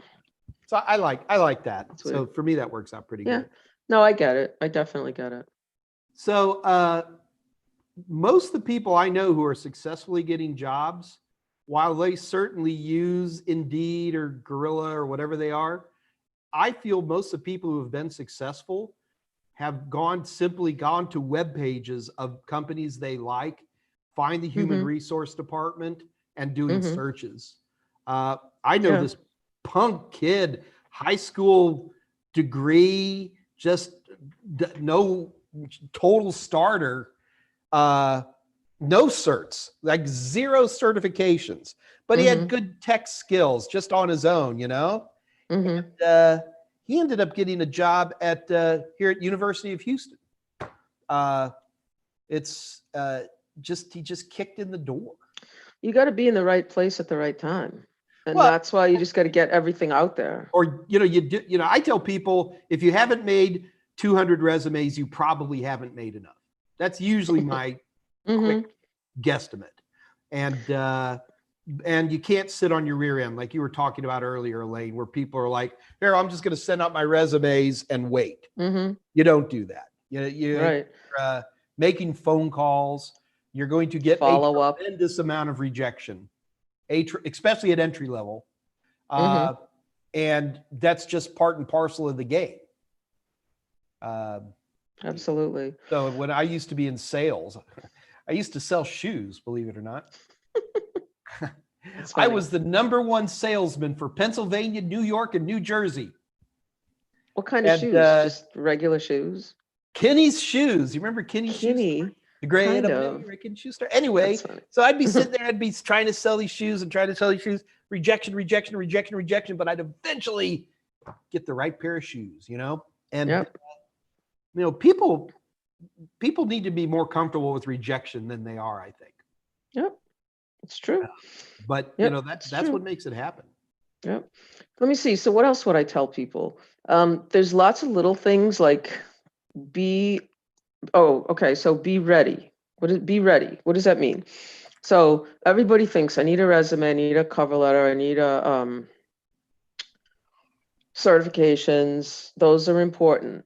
But I was one time I wasn't working. I know it was like the middle of summer. I'm home. I'm just like, ugh. And I look online and I see the school down the street is hiring. The school in my town was looking for an IT person. So call the guy, it's summer, call the guy answers, he goes, I'm going home early today. Can you come in right now? So I'm sitting there in like, I don't know, shorts, whatever. I'm like, oh. So the point is you got to be ready because have your stuff washed, nobody dry cleans anymore, right? But if your stuff is all crumpled in the washing machine, okay, so people still do dry cleaning. Okay, so have your stuff ready to go. And if you think you're going to need a haircut, go get a haircut because, you need to be ready to roll. I knew this guy like 20 years ago. He applied for a job with me.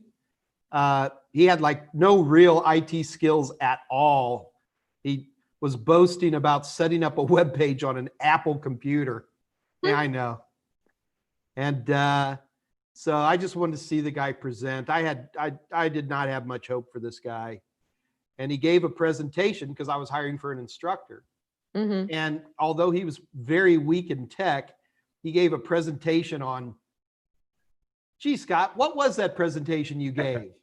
I was not weak on tech. Yes, you were. Oh, Awesome. Maybe you can't make a website on a Mac, on an Apple. What if you use Text Wrangler? Maybe he coded the whole thing. It was the mid 90s, Oh, Maybe he had it all the way. HTML code. Use the Lisa. See, I'm the nice one. I'll tell you one thing. I'm the nice one. Mr. Norton yells at them. I'm the nice one. Mike was like, come back and do a presentation. And so I went home and I started writing out a presentation on how to install RAM on your system, et cetera. And about, I don't know, half an hour into my preparation, I'm like, this is really dumb because they're going to know more about this tech stuff than I do. I mean, I know how to build a computer. I know how to do these things, but their skill level is going to blow me away, right? So I instead fell back on what I'd been teaching and showed up the next day and did Christopher Columbus, God, Guns, and Glory. And he blew us away. Wow. It was amazing. Wow. It was amazing.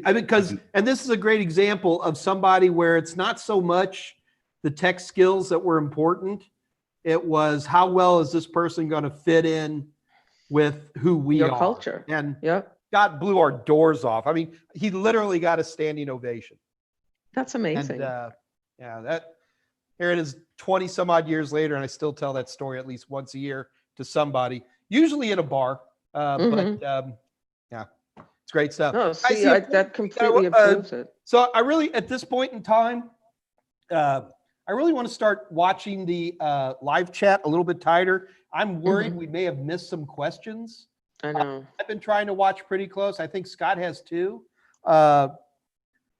In particular, if we haven't answered the questions that you need to get work to your satisfaction, this is your opportunity to call us out and to challenge what I'm saying and what Elaine and Mike and Scott are saying. And, you know, I did see a question a little bit back about, I think Lou H was asking about COBOL and how that is. Dave mentioned that it was a niche market, and he's absolutely correct on that. COBOL language? COBOL language. And I know there's been a lot of discussion about COBOL programmers being needed these days. And right, for legacy systems. Legacy systems. Right, and right. That is very true. There are millions and millions and millions of lines of COBOL that essentially underpin the entire modern economy. They are what run the banks, the hospitals, the government systems. But what makes COBOL a whole bag of worms is that it's not the language that's weird, it's the ecosystem that's around it. It's not like something you can just go down and call up on Amazon or something like that and get practice with. So if it interests you in that kind of very regimented institutional world, sounds like it could be an interesting opportunity, then yeah, they're always looking for one. A lot of the old programmers are all aging out. That's an issue. They learn, and I do know right now that the universities are not really teaching it. There's a handful of like accelerators and stuff that have started up. They're trying to, but my understanding from reading about it is that it is the ecosystem that COBOL lives within. That's the kind of the challenging part of that. Fair. So.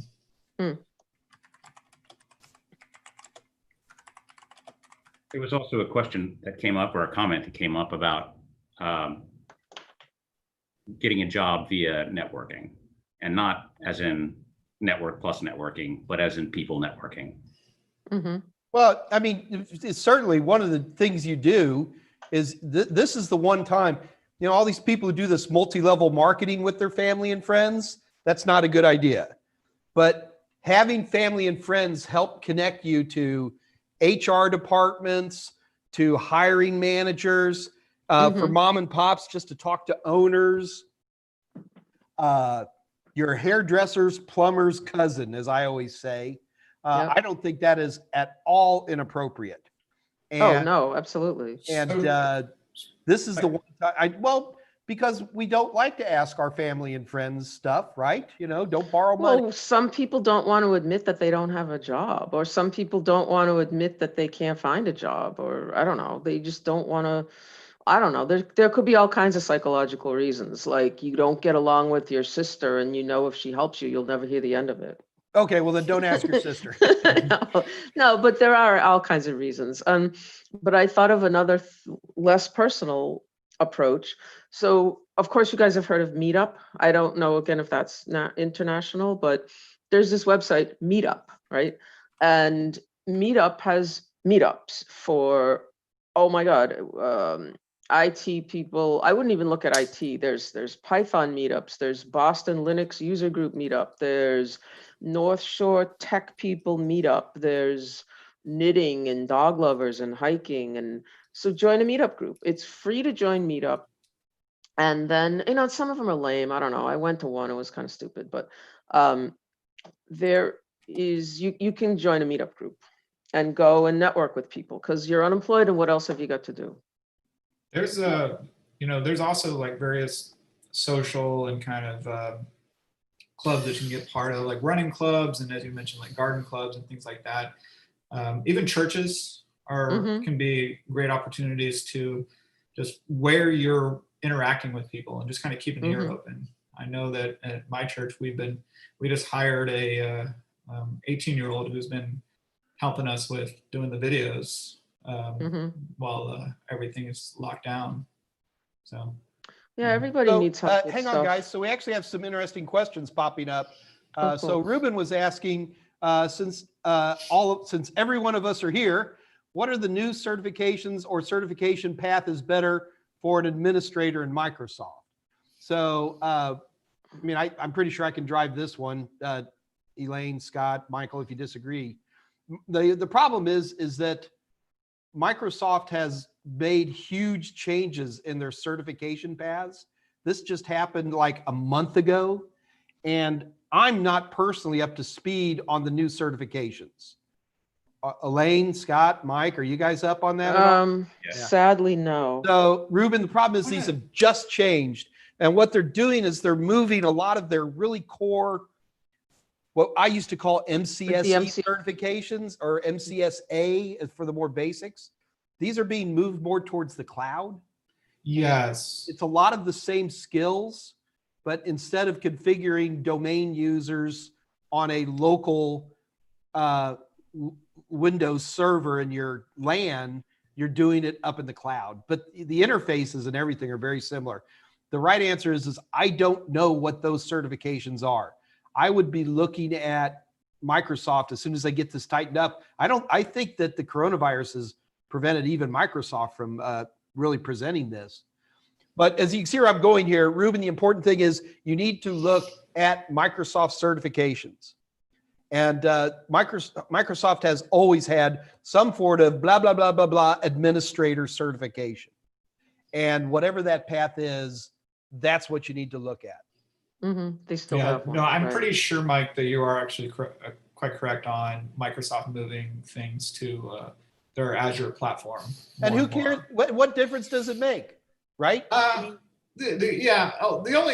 main difference would be is if you were, a lot of companies still have a lot of legacy infrastructure out there running traditional on-prem servers and hardware and data centers and things like that. But you're still going to be using the same remote access tool to configure it, right? Yeah, but the architectures are different, and the way you think about it and troubleshoot it's different. Like the old school sites and all that. I don't want to get into a big Microsoft thing, but yeah. You know, So that's the answer. Again, it's not as much about the interfaces on these things. It's more of kind of holistically how you think about the infrastructure and managing the entire infrastructure. Gotcha. Yeah. The only other thing I'd add for Ruben is, A+, Net Plus is for pretty much everybody. The core certifications that pretty much everybody gets. You will find Microsoft certifications a lot easier to pursue if you take the CompTIA A+, Net Plus first. Little basic things like drive partitioning and stuff like that, which are not inherently obvious when you start taking these more advanced courses, but they'll expect you to be able to do things like that, So you got to walk before you can run. Absolutely. Wait, we got more questions, guys. So I'm looking at a question from Aaron Starrett. Okay, going to read it? Sure. How do you know you're ready enough for a job in the industry? I have A+, I'm a junior in a data science program. So I am assuming, Aaron, you're in a college level program. I want to get tech experience prior to graduating. How would I know if I am ready? He continues, I feel the confidence is my biggest barrier as I am too upfront sometimes about being a very junior level person in interviews. Okay, excellent. So there's something that's widely acknowledged these days. It's called the imposter syndrome. You guys heard of the imposter syndrome? Oh, yes. It's like, okay, I'm not, and I suffer from this. Like, oh my God, everybody knows more than me. They're going to realize I don't know what I'm doing. I would say you never know that you're ready, and you should it's good to be honest. It's definitely good to be honest. Like, you certainly don't want to lie about things, but take your honesty, take your genuine approach and couch it in a positive way, right? Because again, like constructive criticism, you just say, well, I have seen this before, or oh, I've never seen this before, or we've done this, but we could look at a different approach. And hopefully people aren't going to jump down your throat. But someone followed up with you and they said, go try to get a job at the computer lab at your school, which is a great suggestion. Oh, absolutely. Yeah, the other thing, Aaron, you got to remember, you don't have to tell people you're junior. They know you're junior, right? Yeah. Yeah, Don't sell yourself short. Are you trying to get jobs that require 15 years of experience at an executive level? No. So don't sweat it. You know? And if you go in an interview, you say, okay, I know this and this and this. And if they said, well, we're going to need you to manage a, Kubernetes farm, whatever, a cluster. Well, I've never done that, but I can learn. I'm a fast learner and I'd be happy to, take a look at it. And nobody's going to throw that at you, the week one anyways. So just keep an open mind and learn stuff. Yeah, you need to be concentrated on what you can do, not what you can't. The other thing, especially as you're a younger person, you have no idea as an old guy how much I love young people's energy and drive and enthusiasm. These are powerful tools, and you bring those to the table. I mean, because I'm just covered in scar tissue and bad experiences. So I see somebody like you come in, and it kind of brightens my day, right? Because I remember that, and it's a. You ever watch, what's the chef, Hell's Kitchen? Gordon Ramsay. Yeah. I remember he'd go to these restaurants and the guy's in there and he's all kind of burnt out, right? And Gordon Ramsay's like, where's your passion, you donkey, right? And all of a sudden, then that chef would suddenly get his passion again, remember? And all of a sudden it's like, oh, and everybody's singing, the angels sing, and then everybody lives happy ever after. But it's true. I mean, I'm speaking for myself. And when I have young people, like most of our video production folks are pretty young, and it's a breath of fresh air for me to just hang out with them. I miss them. Total Seminars is shut down. These are positive things. It don't make the mistake of turning into yourself and letting you prejudge what you're capable of. One more time, you go for it and let them turn you down, but at least go for it. So you know that when they turn you down, that it's not because you just said that job's too good for you. Yeah. And that makes sense. And this industry is always changing. There is always new stuff happening all the time. Like Kubernetes, as I was mentioning, it's 6 years old. This thing is taking everything by storm. I don't even know what it is. It's a way to manage container-based infrastructure. So when you have your entire, again, even containers. So, I throw something out there like containers, which then evolves from virtual machines, which evolve from, hardware-based stuff.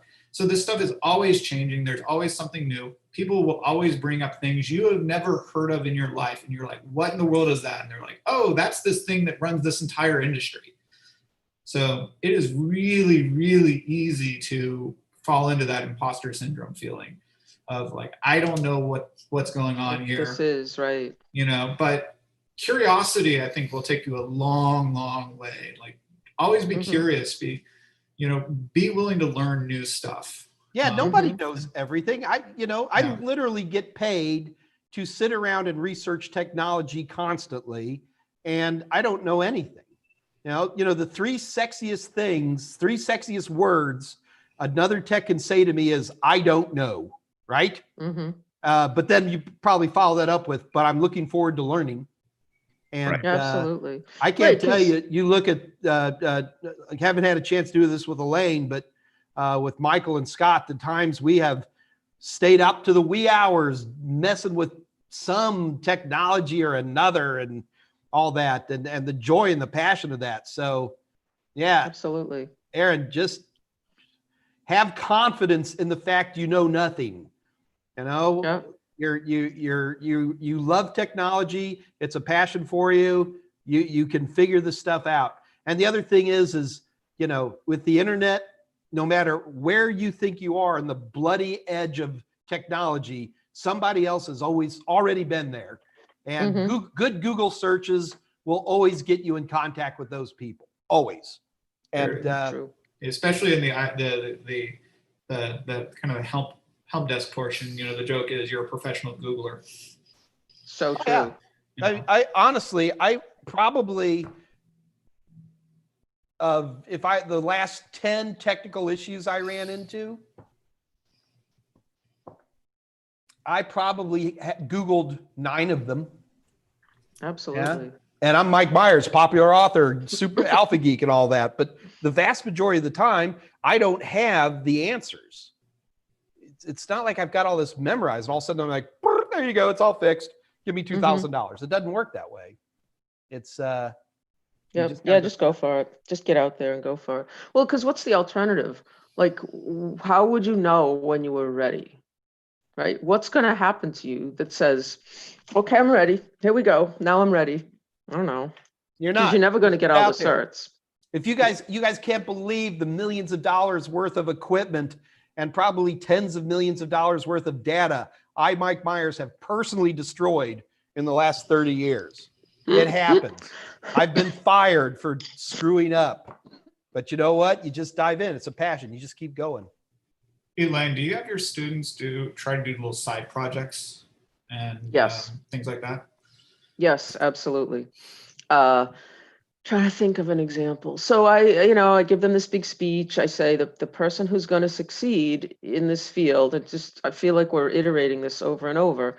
The person who's going to succeed in this field is a person who's passionate and doesn't just finish the stupid worksheet I gave you and say, all right, I'm done. I'm going to go annoy everybody else now. You need to find things that interest you and pursue them, right? So this is a big theme with us. And I'll say to them, you need to do my work first because we're here to get grades. But after you get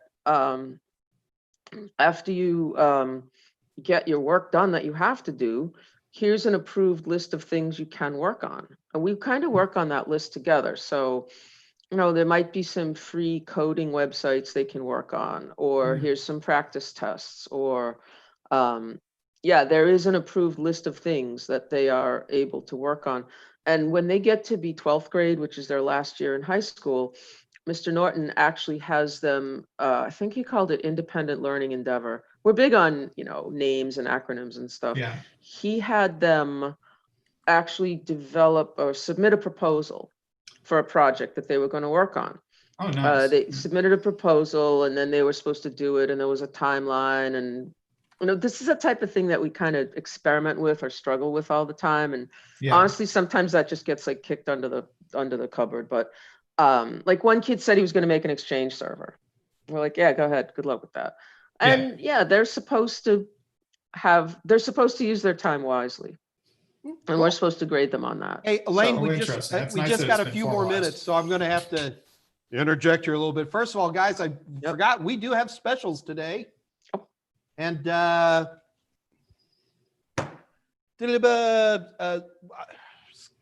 Scott, what's today's specials? I don't feel so bad then. There we go. Scott's got it up there. There we go. So folks, we got 50% off all of our simulations and practice questions. Hey guys, keep in mind, we have practice questions for like CASP and PenTest Plus and all kinds of stuff, way outside of just A+, Net Plus, Security Plus. So if you're looking for anything, this is 50% off, and we're already some of the cheapest of the good question banks out there. And so all you have to do is go to www.total7.com, go to our merchant area, buy whatever you want, get a big old armload in that cart, and just type in MM Live 713 at checkout for a 50% discount. And you want to give some away, Elaine? Me? You want to give something away? Sure. All right. I gotta, let me see. What do I have? I can give them. Oh, no. Yeah, come to my house. I'm going to give away the headset. No. We're going to give away a book. Fine set of glasses. A+, Net Plus, or Security Plus. You get to choose the book, but we have to have a competition. And Elaine, I think I know what the competition is. You guys ready? All right, guys, here's how this competition works. The first person who writes down the right answer in the live chat is going to win a free book. Now, keep in mind, especially for those of you who are way overseas, sometimes we cannot physically get a book to you. In that case, we have Kindle versions, so we can do it that way. If that doesn't work, then we'll usually just try to give you credit under Amazon for an equivalent amount. We have run into a couple of situations. We had a viewer from Palestine, and we simply was unable to provide them any credit. So we will always do our best, but I cannot make any guarantees. Anyway, with that attitude in mind, let's go ahead and start our competition. And you guys ready? Here we go. What's the question? What is the name of the high school? I knew you were going to say that. Elaine works. Nobody's What's the name of the high school where Elaine works? That's funny. Oh, Audrey O'Shea's on. Yeah, Audrey, tell you're the her next one coming on. Wow. Is that should we right? ding him? Yeah. Should we ding him that it's not an ampersand? No, Yeah. we should not. That's mean. All Look right. at that. Tolowit is our perpetual ringer. Mike, they learned it and you can too. Tolowit has never won anything and accepted a prize. Tolowit has never won anything? And accepted a One. prize. But not All right, well, we got to give it to Tolowit. Tolowit, are you going to accept your prize this time? Oh, wait.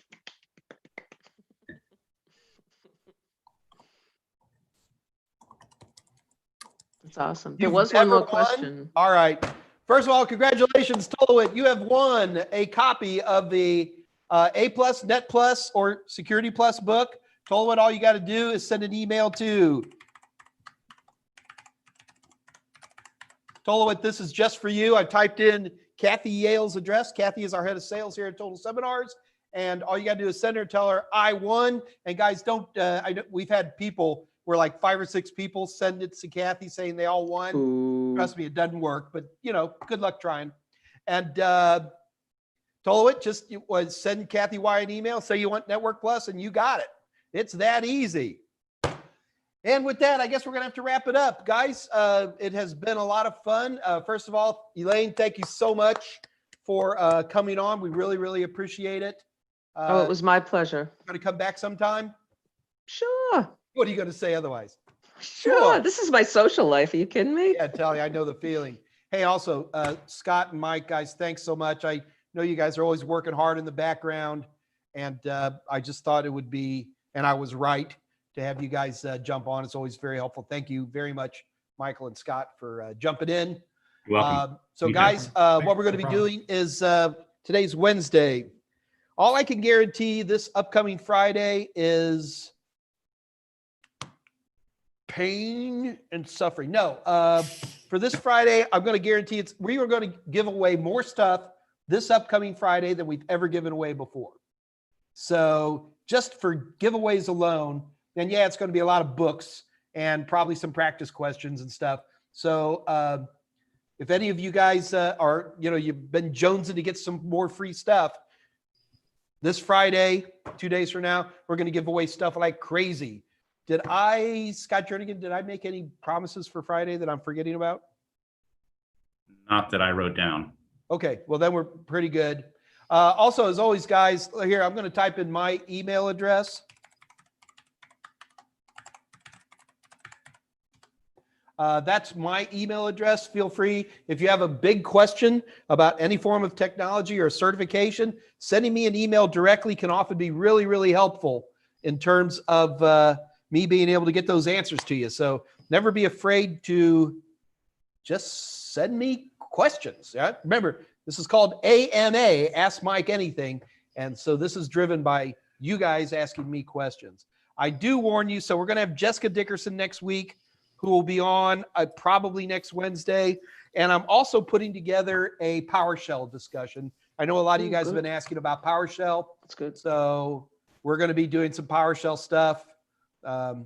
Actually, Michael Smyer, do you think I could sweet talk you into joining us on PowerShell? I think I might be able to show up for that. As our resident nerd, it's always helpful to, I'm a nerd too. It's always helpful to have you on the, but until then, guys, we're going to go ahead and sign off. So, okay, all 4 of us, we got to do it together. So until next Friday. What are we closing the Zoom? This is Uncle Mike saying good night. Ready? Elaine, there we go. Good night. There we go. Bye, guys. Bye.